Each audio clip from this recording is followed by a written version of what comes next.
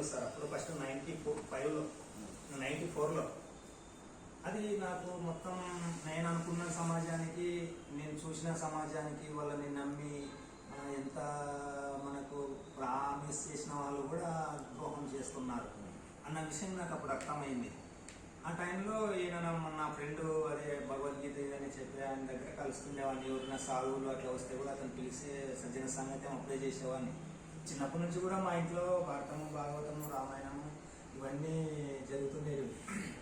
మా అమ్మ అప్పుడే కబీర్ గురించి చెప్తుండే అప్పట్లోనే. అట్లా ఆ రకంగా నాకు కూడా చిన్నప్పటి నుంచి వీరబ్రహ్మేంద్ర స్వామి గురించి, వేమన గురించి, కబీర్ గురించి, కృష్ణుడి గురించి, రామాయణం గురించి చిన్నప్పుడే నేను బడికి వెళ్ళేటప్పుడే పాండవ వనవాసము, అజ్ఞాతవాసము అని పుస్తకాలు చదవడం జరిగింది. తర్వాత వేమన పద్యాలు ఇవన్నీ చదవడం జరిగింది. బడికి వెళ్తూనే ఇవన్నీ వీటి మీద మంచి పట్టు ఉన్నది. బ్రహ్మంగారి నాటకం 3 సార్లు వేసిన అప్పటికే, ఇంకా చిన్న వయసులోనే. పెళ్ళి కాకముందే వేసిన బ్రహ్మంగారి నాటకం. వీరబ్రహ్మేంద్ర స్వామి అందరికి తెలిసే ఉంటుంది దాదాపు. కాళికాంబ సప్తశతి చెప్తాడు కదా ప్రతిసారి ఆయన. అట్లా నేను శివమాల వేస్తాను ఉన్నా. అంటే అది మీలాంటి వాళ్ళు చేసేది కాదు అన్నాడు ఆయన. అంటే నేను మరీ అంత ఘోరంగా కనపడుతున్నా మీలాంటి వాళ్ళు అన్నప్పుడు తేడా కనపడే కదా. నేను అంతే, నేను రాజకీయాలు నీవేంటి, నీ కథ ఏంటి, నువ్వు ఇట్లాంటివి ఎట్లా చేయగలవు, నీతోనే కాదు, నువ్వు కాదు అన్న అవసరం నీతోని ఆ ఒక్క మాట కోసం వేస్తా, నీతోని కాదన్నాడు ఆయన. ఎందుకు నాతోని కాదు, రాజకీయాలు చెప్తూ ఉంటారు ఉన్నాం కాబట్టి. ఆయన నా పరిస్థితులు ఇట్లాంటి చూసి ఆ మనిషి అయితే ఇలాంటి పరిస్థితుల్లో ఇతను ఎట్లా చేస్తాడని, అదే ఒక భక్తి భావన కదా. పద్ధతులు అన్ని నియమాలు ఫస్ట్లో కొత్తగా చాలా బాగుంటాయి అని చెప్పేసి అతను అట్లంటే నేను ఆ ఒక్క మాట కోసం శివమాల వేయడం జరిగింది. అంటే మీతో కాదు అని అనుకున్నాను.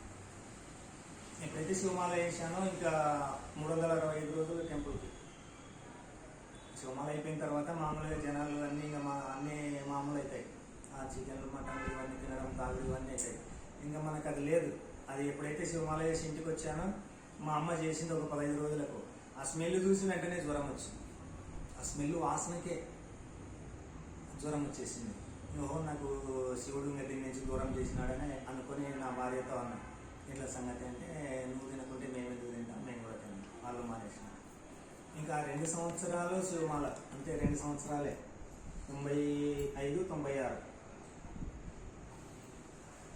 ఇంకా ఎప్పుడైతే నేను 40 రోజులు దీక్ష అయిపోయిన తర్వాత మళ్ళీ 365 రోజులు టెంపుల్కి వెళ్ళేవాడిని. ప్రతిరోజు వెళ్ళి పూజ చేసుకొని వచ్చేవాడిని. మాకు నది పక్కనే, నదికి వెళ్ళి స్నానం చేసిన టెంపుల్లో పూజ చేసుకున్నాను. సంఘాల తుంగభద్ర నది పక్కనే.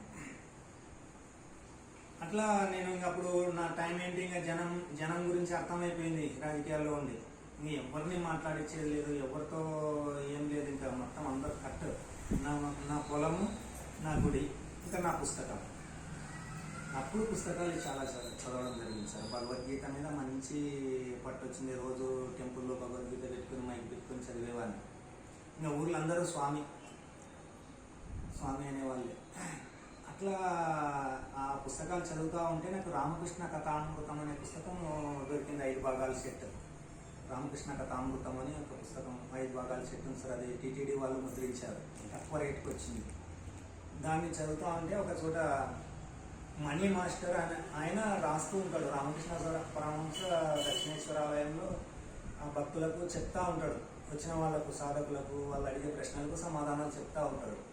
మణి అనే ఆయన టీచర్. వాళ్ళు మాట్లాడుతుంటారు, వాళ్ళు చెప్తా ఉంటాడు, ఈయన రాసుకుంటుంటాడు తన పని తానే. ఎవరో అడిగిన మనిషి పేరు, రామకృష్ణ పరమహంస చెప్పిన జవాబు, ప్రశ్న జవాబు, ఇట్లా రాసుకుంటూ వస్తాడు. అంతా అదే సారాంశం ఆ కథామృతం అనే దానికి. భక్తులకంతా ఆయన చెప్తా ఉంటాడు, ఈయన రాసుకుంటూ ఉంటాడు. ఆ పుస్తకంలో ఒక చోట నాకు భగవంతుని తెలుసుకోవాలంటే సాధన తప్ప వేరే మార్గం లేదు, అక్కడికి అయిపోయింది. భగవంతుని తెలుసుకోవాలంటే సాధన తప్ప వేరే మార్గం లేదు. ఏంటి సాధన? ఇంకా ఆయన దాంట్లోనే అంతకుముందే గురువు అనేవాడు ఎలా ఉండాలంటే ఆయన చెప్తాడు రామకృష్ణ పరమహంస, కామిని కాంచనములకు అతీతమైన వాడే గురువు.